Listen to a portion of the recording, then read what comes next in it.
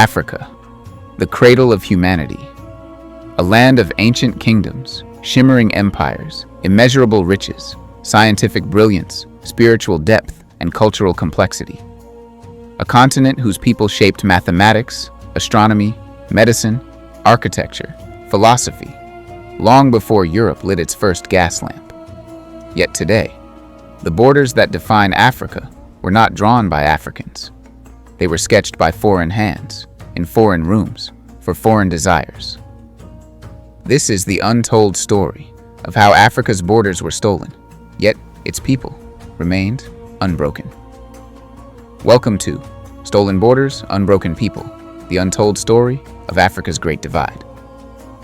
An EFG-Africa original documentary. Before the divide, before foreign cartographers set foot on the continent, Africa thrived through its own borders, shaped by language, culture, kinship, migration, ecology, and ancient diplomacy. There were over 10,000 distinct cultural groups, each with its own governance. Not states, but nations of people, connected by clans and traditions that stretched across deserts, rivers, mountains, and forests. The Ashanti built sophisticated political structures. The Swahili coast thrived as a global trade hub with Arabia, India, and China. The Songhai Empire mastered taxation, architecture, university systems, metallurgy. The Buganda Kingdom, the Benin Kingdom, the Congo Kingdom, the Zulu Kingdom, all powerful, organized, and strategic. Africa's borders were fluid, not rigid. People moved freely to farm, shepherd, trade, intermarry, worship, negotiate peace. Europe described Africa as tribal, but in truth, Africa operated with some of the most advanced diplomatic networks in the pre-modern world. The continent was not a void needing ownership. It was full, functional, flourishing, until global greed found it. The arrival of new eyes. By the 1400s, Europe was emerging from centuries of internal warfare, disease, and economic stagnation. The continent desperately needed wealth, resources, new markets. Africa had all three. At first came the explorers, the Portuguese navigating the West African coast. Then came the traders, exchanging textiles and guns for gold, ivory, and later, people. Finally came the missionaries, claiming to civilize Africans, while sending detailed reports back to Europe about mineral deposits, fertile lands, and weaknesses they could exploit. European maps of Africa grew more detailed, more ambitious, more hungry. The West didn't just see Africa, it measured it, calculated it, priced it, and eventually divided it. The scramble begins by the mid-1800s. Europe's industrial revolution was roaring, but it required vast amounts of rubber, copper, gold, cotton, palm oil, diamonds, and labor. Africa held all of them. European nations began racing, violently, recklessly, to seize territory. Not because they loved Africa, but because they loved what Africa could give them. Belgium wanted the Congo's rubber. Britain wanted Egypt's Suez Canal. France wanted West Africa for agriculture. Germany wanted East Africa for geopolitics. Portugal wanted Angola for expansion. The continent became a chessboard of greed. Rivalries grew so intense that Europe feared a continental war. So the Western powers decided, instead of fighting each other, let's meet and divide Africa peacefully. Peaceful for them, catastrophic for Africa. The Berlin Conference in November 1884, representatives from 14 Western nations gathered in Berlin. Not a single African leader was invited. The agenda? Not culture, not diplomacy, not respect. The agenda was to legally authorize the theft of a continent. For 104 days, they carved Africa like a butcher carves meat. A stroke of a pen split families. A ruler line separated ethnic groups. A compass divided kingdoms. A border created enemies where there were none, and forced alliances where there was no unity. The results? 177 new borders. No border aligned with African cultural geography. Entire nations erased, ethnic groups cut in half, rivals trapped within the same artificial state. What Europe created was not Africa, It was a puzzle of chaos, designed to weaken, divide, and easily control. The great African writer Basil Davidson called it the most audacious act of geopolitical vandalism in modern history. And it was only the beginning. The price of artificial lines. How stolen borders produce today's conflicts, economies, and identity struggles. The borders drawn in Berlin were never meant to create functional nations. They were designed to lock resources within colonial zones, maximize extraction routes, minimize African unity, make resistance harder, keep Europeans wealthy. Entire kingdoms were placed under foreign flags. The Hausas were split between Niger and Nigeria. The Somalis were split between 5 countries. The Yu were divided between Ghana and Togo. The Ovambo were split by Angola and Namibia.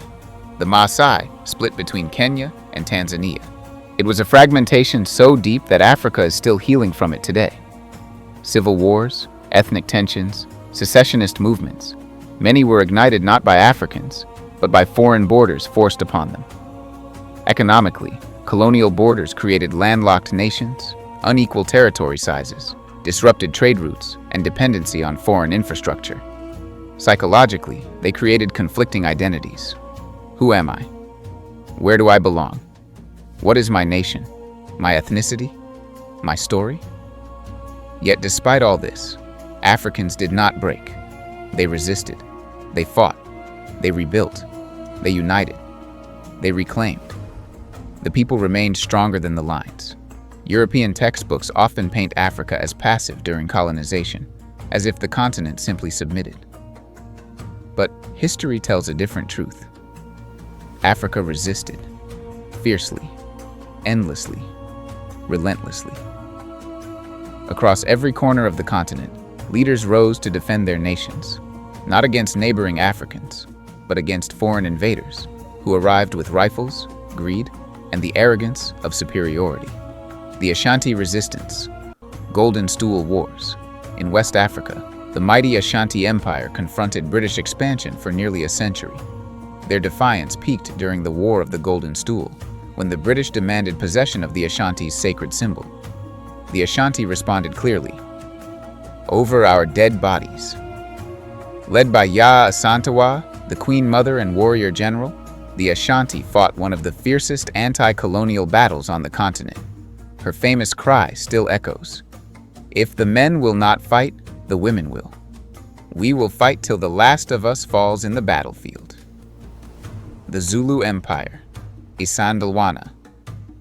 In southern Africa, the Zulu under King Cetshwayo achieved one of the most stunning military victories in colonial history, the Battle of Isandlwana. In 1879, against a fully armed British force with cannons and rifles, Zulu warriors armed mostly with spears overwhelmed the invaders with tactical brilliance. It shook the British Empire to its core. The Meiji Rebellion.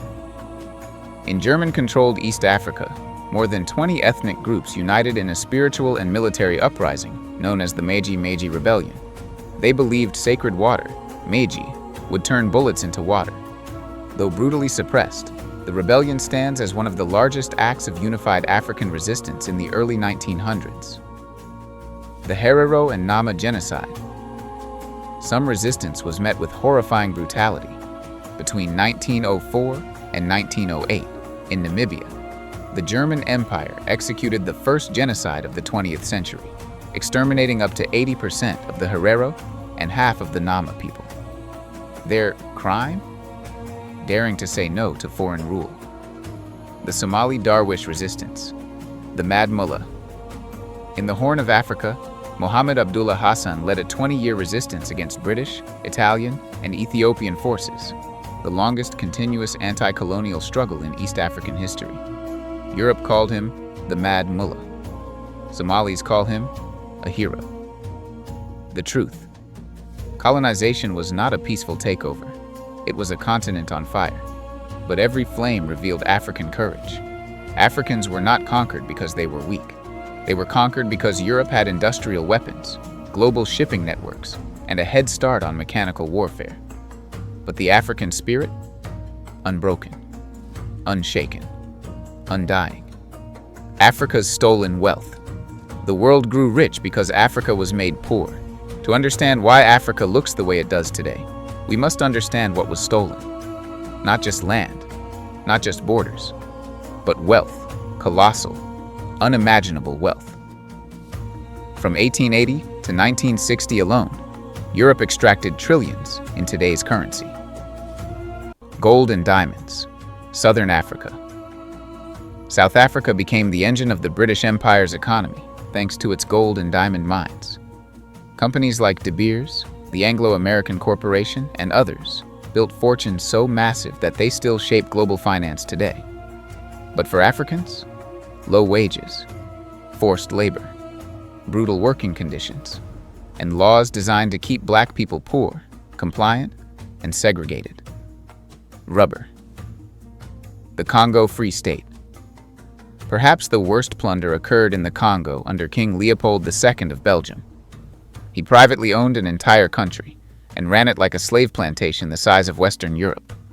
Rubber was needed for industrial machines and cars. Africans were forced to meet impossible quotas. Failure resulted in mutilation, often the cutting of hands. Up to 10 million Congolese died. Europe called Leopold a philanthropist. History calls him something else. Ivory, palm oil, cotton, and timber. Every region had something Europe wanted. West Africa, palm oil, for soaps, candles, machinery. Central Africa, ivory, prized in Europe. East Africa, cotton for British factories. North Africa, wheat, wine, and minerals. The extraction was so extreme that African economies were redesigned to serve Europe exclusively. Africans were forbidden to grow profitable crops for themselves. Trade routes were redirected to benefit Europe. Railways were built not for African mobility, but for exporting resources efficiently. The colonial taxation trap. To force Africans into labor, colonial governments invented new taxes: hut taxes, poll taxes, labor taxes, payable only in money. But Africans had no access to money, so the only way to pay taxes was to work for Europeans. Colonial economies were not development, they were systems of organized robbery. The human cost. The continent did not just lose material wealth, it lost tens of millions of lives. Cultures disrupted, knowledge systems undermined, generations, traumatized, economic independence destroyed. But Africans did what they always do. They adapted, they resisted, they rebuilt.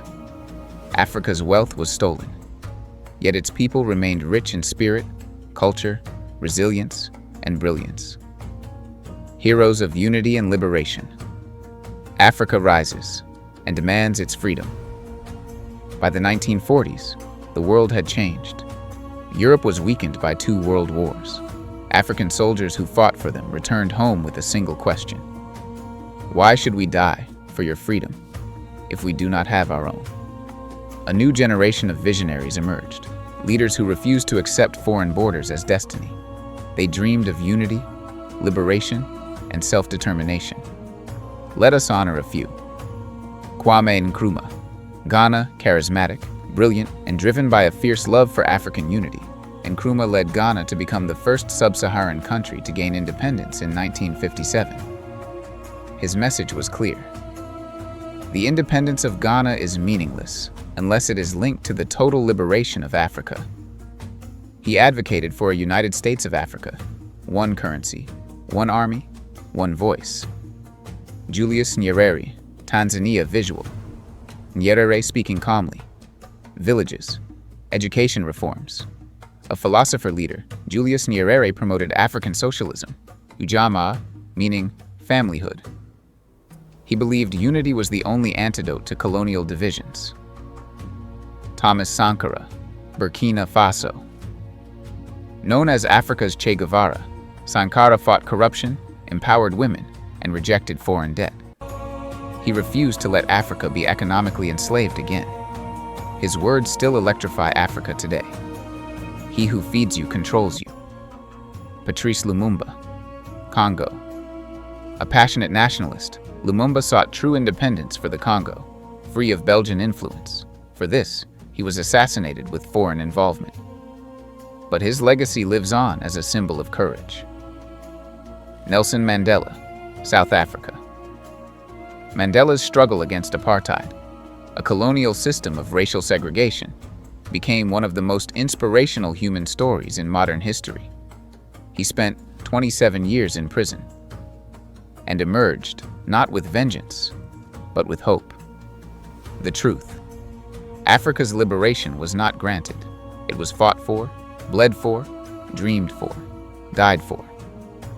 These leaders inherited a continent torn by foreign borders, but they built nations, forged identities, and ignited pride. They proved that borders may divide land, but they cannot divide the human spirit.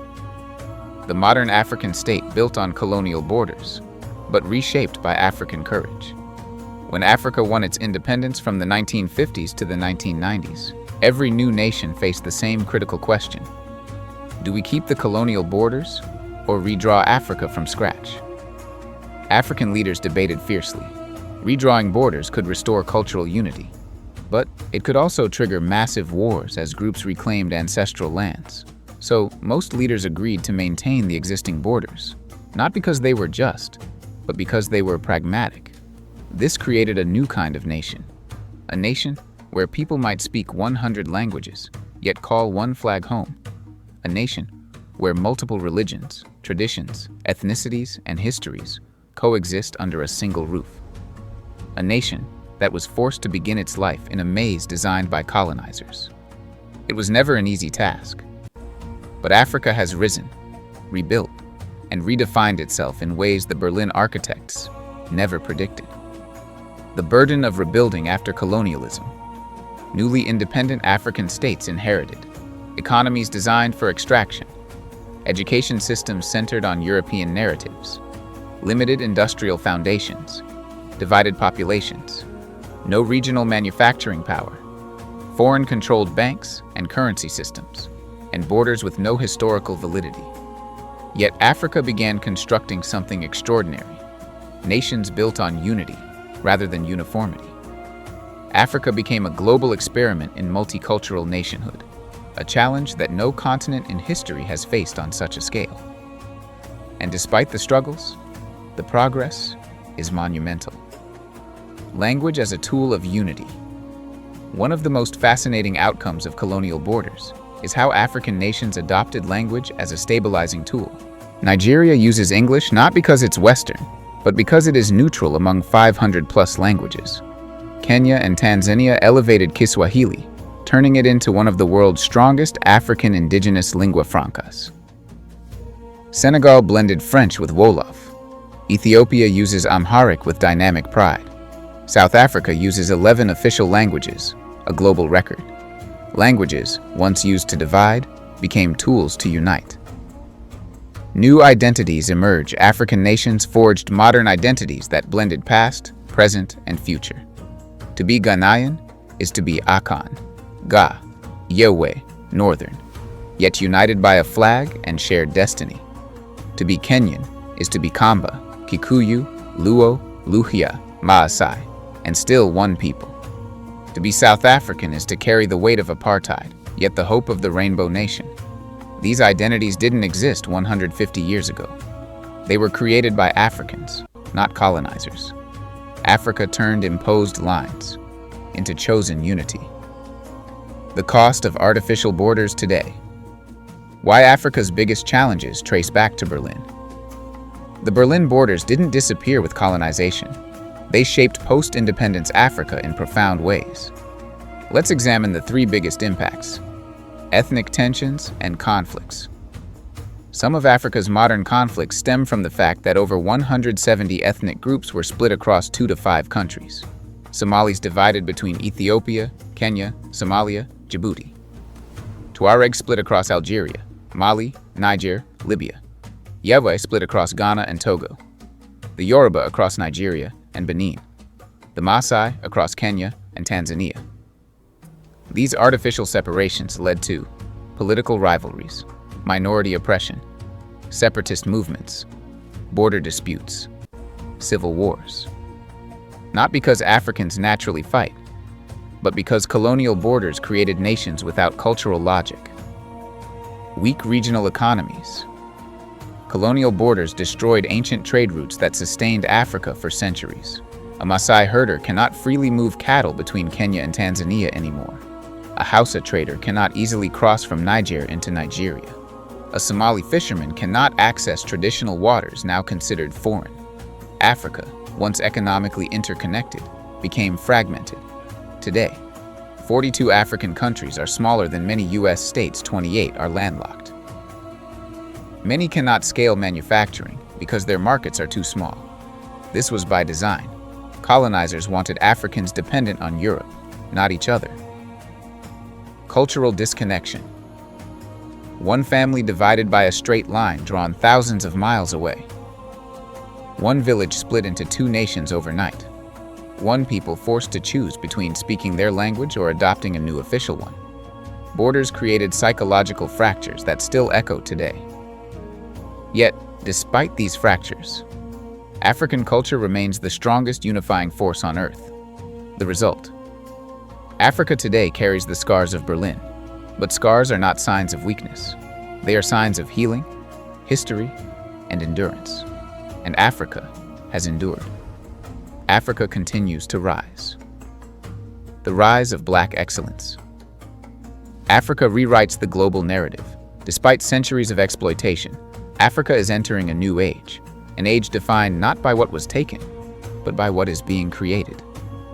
The world is witnessing a renaissance of Black brilliance that stretches across every field. Entrepreneurship and technology. Africa is the fastest growing digital economy on Earth. Companies like Flutterwave, Andela, M-Pesa, Jumia, Safaricom, Paystack have transformed Africa into a global technology powerhouse. Young Africans aren't waiting for the West's approval. They're building the future themselves. Science and space. Ghana, Nigeria, Ethiopia, Egypt, and South Africa operate active space programs. African scientists lead breakthroughs in astronomy, medical technology, renewable energy, agriculture, data science, climate adaptation. Africa is not developing. Africa is advancing.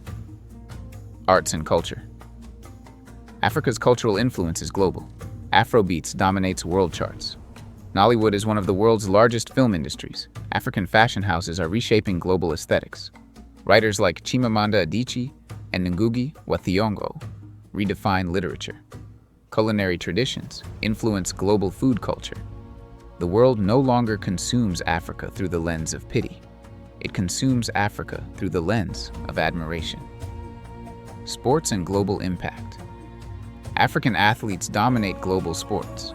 Football superstars, NBA icons, Olympic runners, rugby champions, boxers, MMA warriors. These individuals carry their nation's flags with pride, proving that Africa's excellence cannot be contained by borders. The new generation.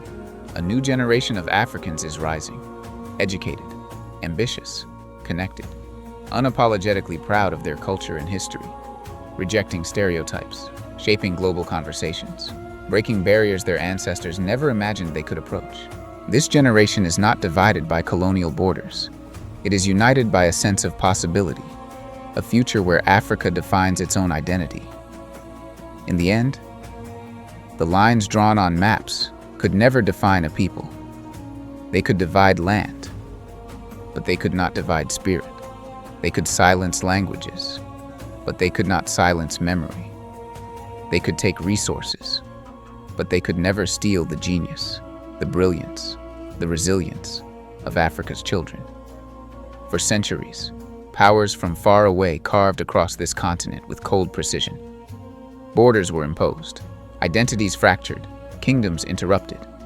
Yet through every storm, through every shadow, Africa stood.